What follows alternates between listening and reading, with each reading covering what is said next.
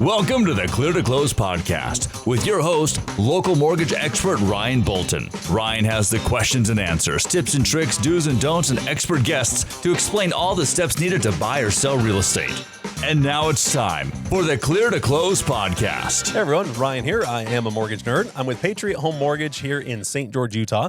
I lend in the states of Utah and Nevada. And within Patriot, we actually have a bunch of different loan officers, so I can help you throughout any state in the country pretty much, but I'm actually individually licensed in Utah and Nevada. I have a little side project that I wanted to pull up here. It's maybe our show sponsor. I don't know if we can call it a show sponsor or not, but I had this idea. Obviously, I'm a mortgage nerd. I have these other things that I like to do, and I started coming up with all these different ways to kind of spell and play with the nerd concept. And I find that I nerd out on all kinds of different stuff, from cars to books to learning and and computers. I just love all this stuff. So I've created all these different categories of just different ways to kind of express your nerd, so to speak, with hats and hoodies. And I got all kinds of fun different things that I've come up with. If you go back out to the main page, you can see if you scroll down on the main page. So just go back to home at the top, nerd merch there, if you can see it. And it just has different ways of nerd and kind of the idea is kind of spinning the 3 around to an E. I've got it kind of upside down there on a hat. If you scroll down, there's a whole bunch of more categories. There's hard goods like mugs and stickers. And I've just had a ton of fun with just science fiction nerds, people that just love science and space. I've got car nerds. I got all these different things that kind of look like Ford logos. And I got math nerds. And I've got all kinds of different ways to just express your inner nerd. And just thought it would be fun. So check it out at nerdmerch.com. And nerd is with a 3 for the E. So N3RD, just kind of a play on words there, kind of a gamification of it. And just had a lot of fun coming up with these ideas. So if you're a nerd or know a nerd and want to go to some sort of event and just be able to show off kind of your inner nerd with a shirt or a hat, now you've got a great way to be able to do it. So check out nerdmerch.com. Just been a little side project of mine. It's been a lot of fun. So today, let's get on to our topic of the day and kind of the theme for today. If we go to slide number 1, we are going to talk about refinancing your mortgage and when and why to consider a refinance. So first, we're going to talk about what is a refinance. Then we're going to do why do people refinance, and then when does it make sense to actually do a refinance. As interest rates have started to be in the news a little more often, as people are looking at maybe refinancing, a lot of people have a lot of equity in their home, and so they want to tap into some of that equity with a new loan. I just want to talk about what is a refinance in general. So let's go to slide number 2.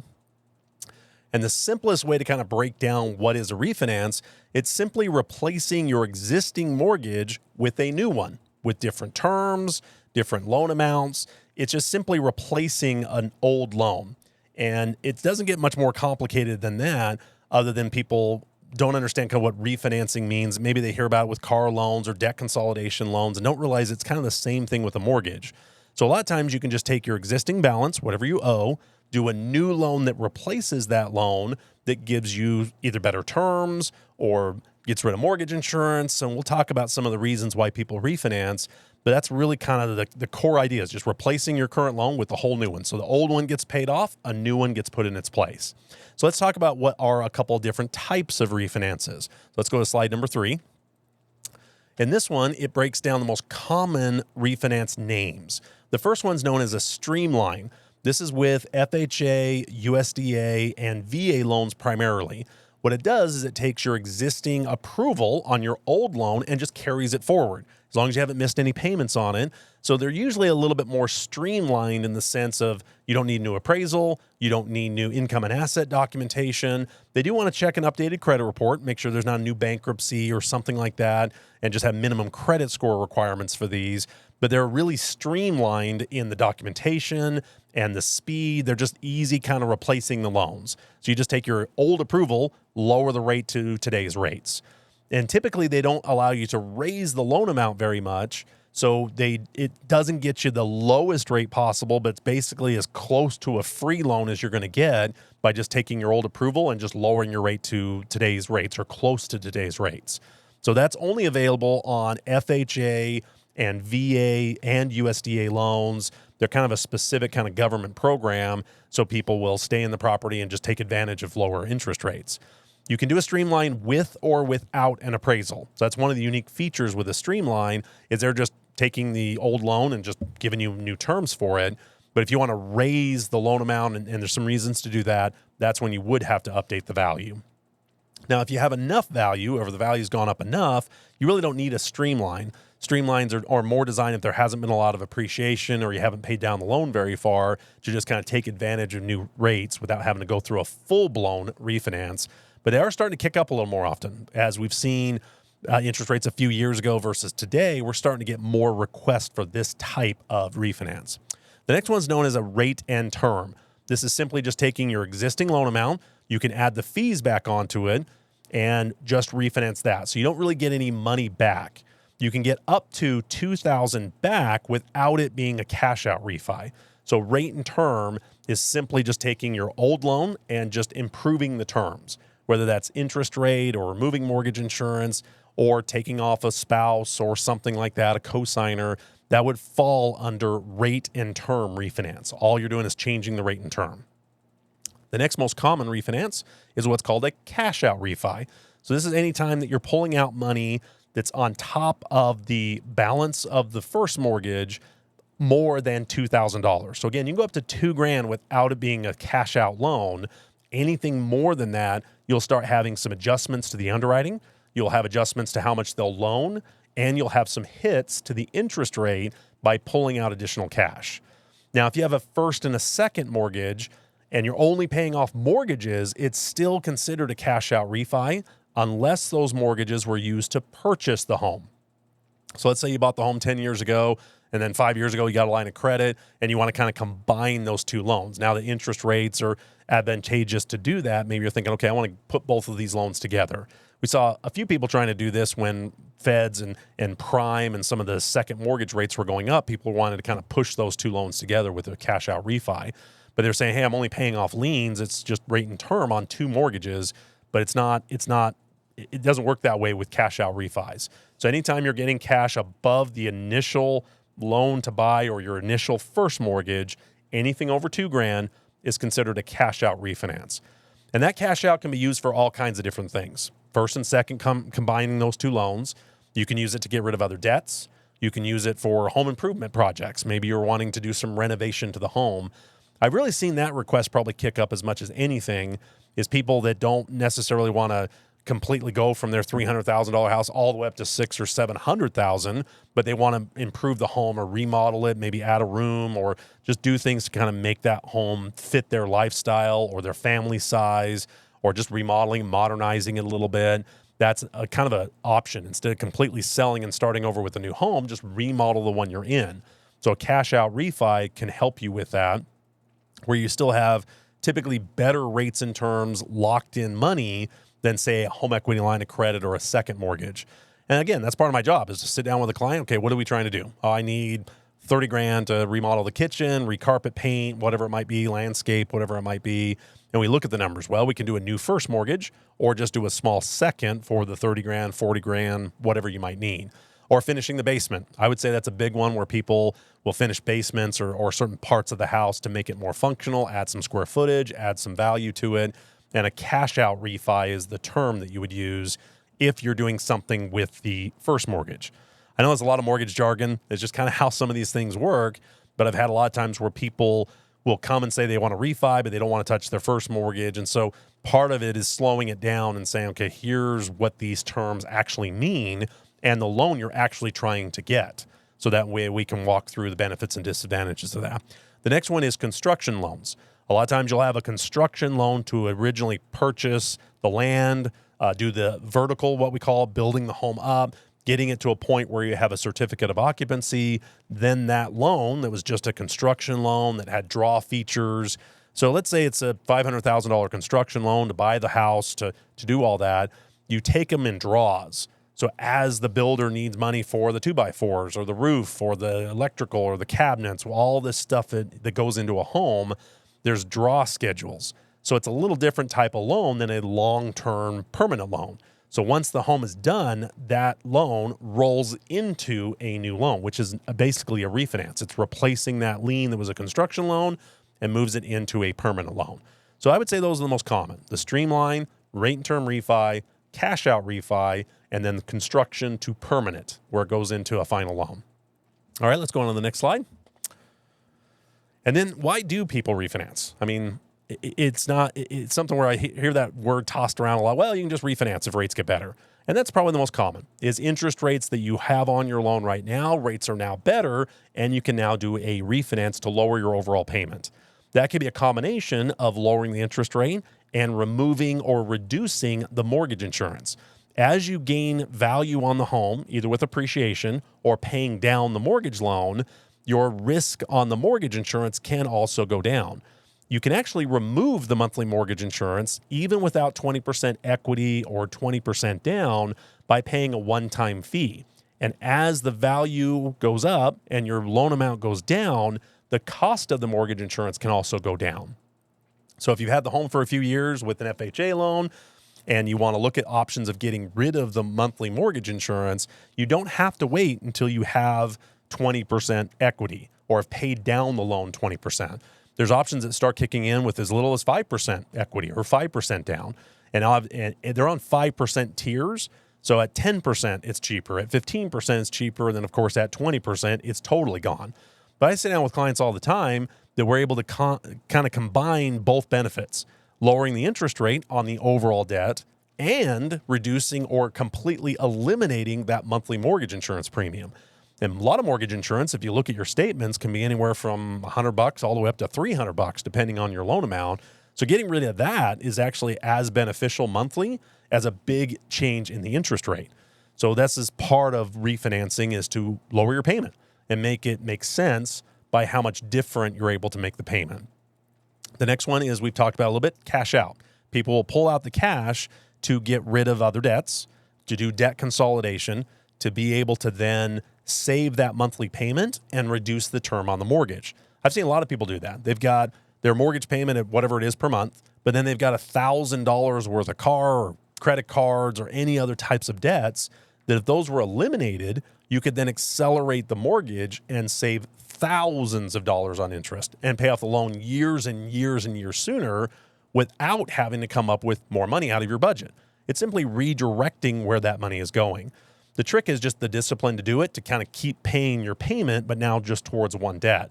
So a lot of times I sit down with clients and say, okay, we're freeing up $500 a month. We're freeing up $1,000 a month, whatever that dollar amount is.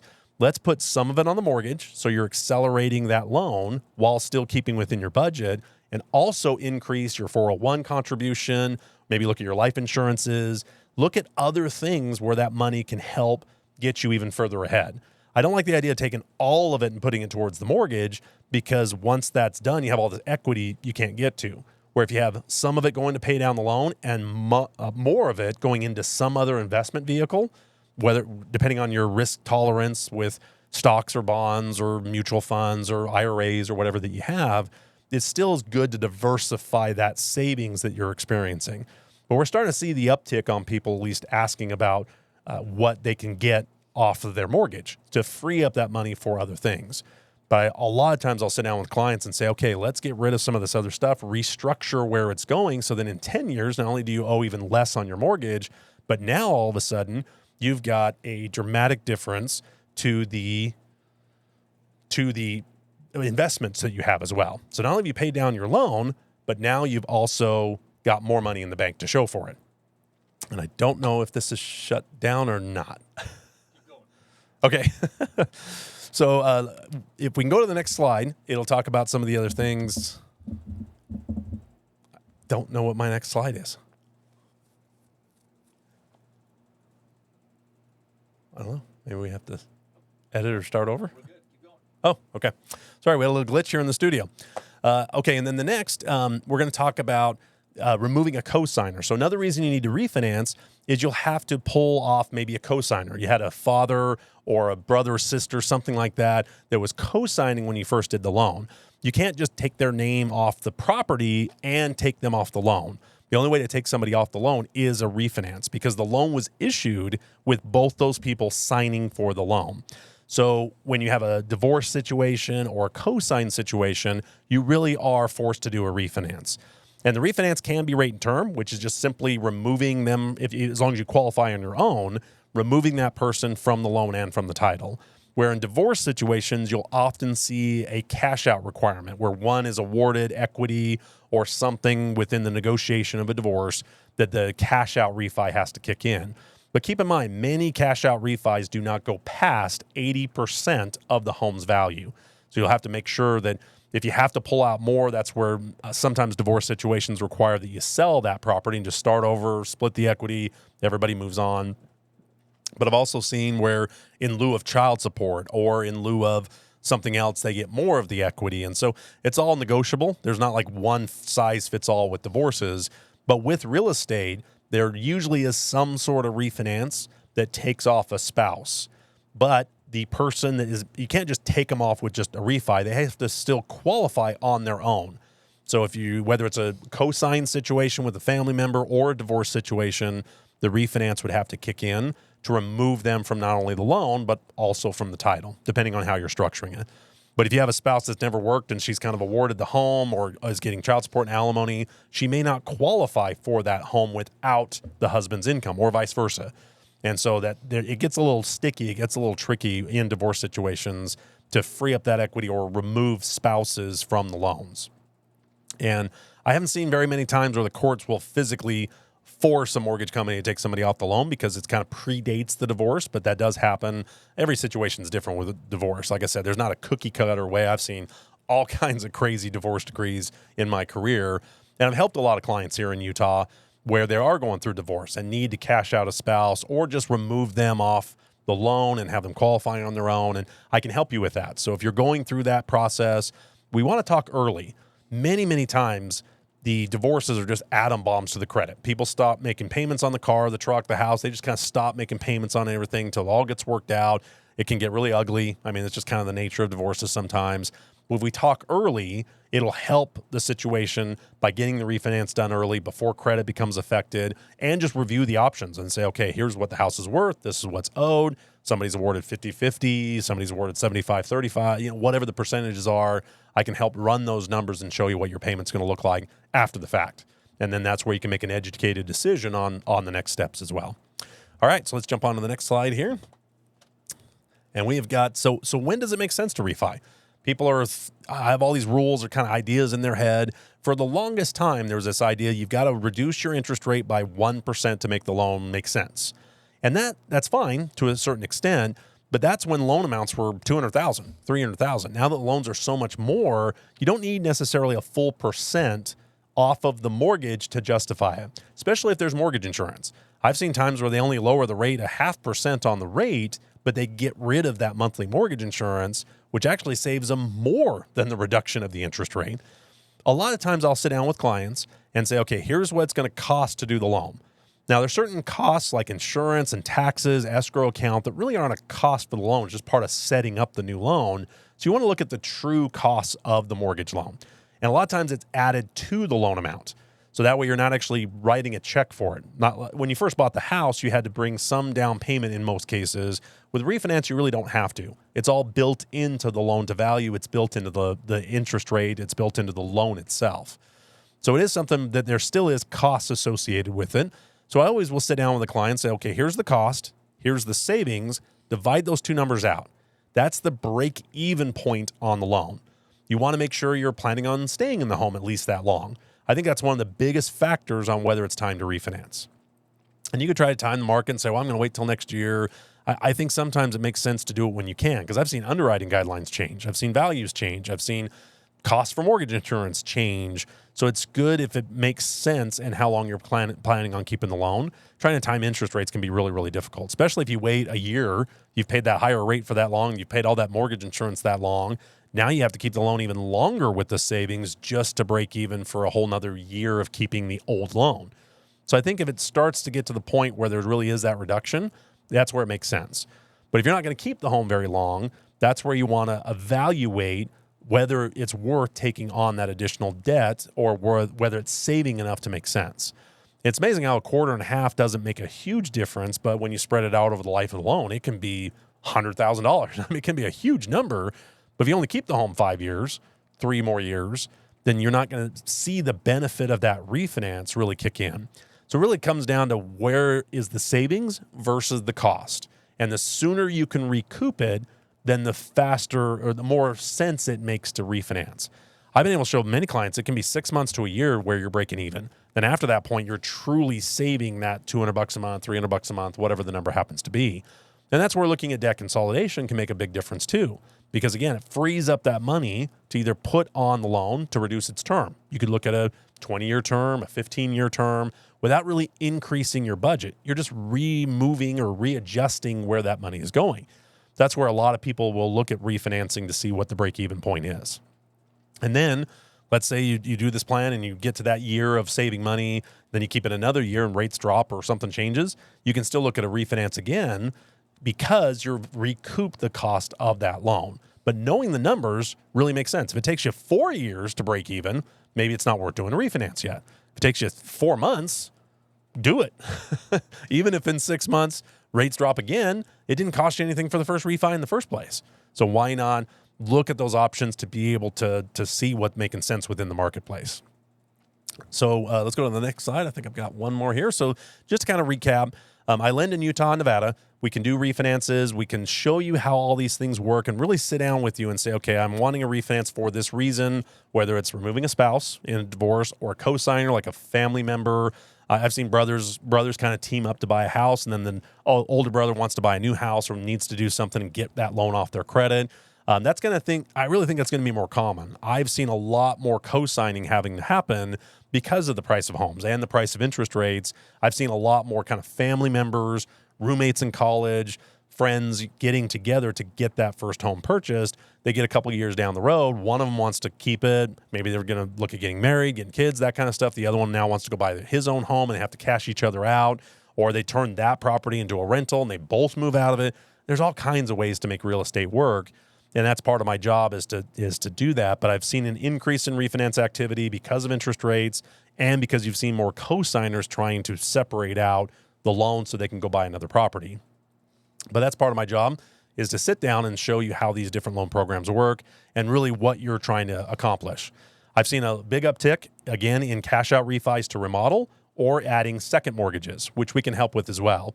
So if you have all this equity and you've got this great interest rate that you don't want to do a full-blown refinance because you're in the 3s or something on your interest rate, and even though interest rates have kind of dipped a little bit from the 7s, kind of getting into the 6s, we even peaked into the upper 5s for a little bit, but now we're kind of mid-6s again. And when you have a cash-out refi, there's a little hit to that.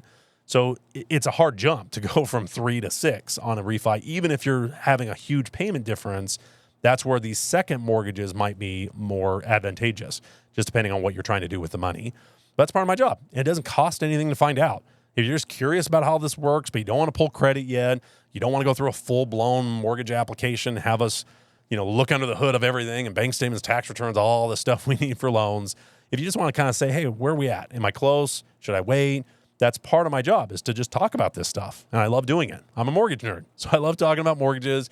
I love the problem-solving aspect of this business, where somebody comes in your office and they need help with a purchase, or need help with a private money loan, or need help with a construction loan, or refinancing, which is starting to kick up. It's really fun to sit down and review these numbers and say your break-even point is 12 months. You got to keep the loan 12 months to break even. If you know you're going to stay in the home that long, if you're putting money in to remodel it, to make it a home you want to stay into for years and years and years, that may make more sense than selling the home as is and buying a new home at the higher price and the higher interest rates. So that's really something I've seen kick up like crazy, where second mortgages or cash out refis are keeping people in the home because they look at it and say, okay, I only owe $200,000 on the house. I've had it for years. I only owe $200,000 to replace my same home square footage and get all the new stuff. I have to jump clear up to $600,000 or $700,000 or more. Where if I just get $100,000 out of this house, I can make this home brand new. I can redo everything: carpet, paint, countertops, add a garage, landscape, pools, all the fun things that go into home ownership. We can help you with.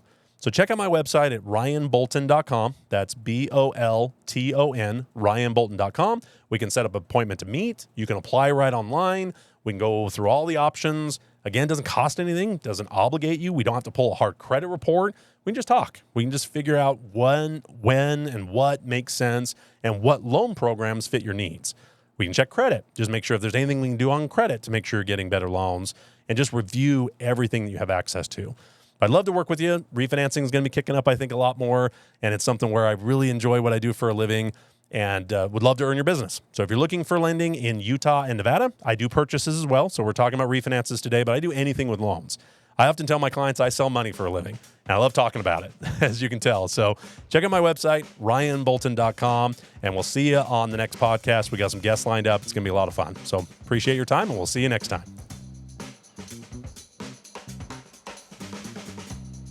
This has been the Clear to Close podcast. Please submit your comments, questions, and topics for future episodes to cleartoclosepod@gmail.com. That's clear the number 2 closepod@gmail.com or ryanbolton.com. Please like, follow, and share. And until next time, this is the Clear to Close podcast. The views expressed in this podcast do not necessarily reflect those of Patriot Home Mortgage, Equal Housing Lender NMLS number 299717. This has been a production from a podcast studio.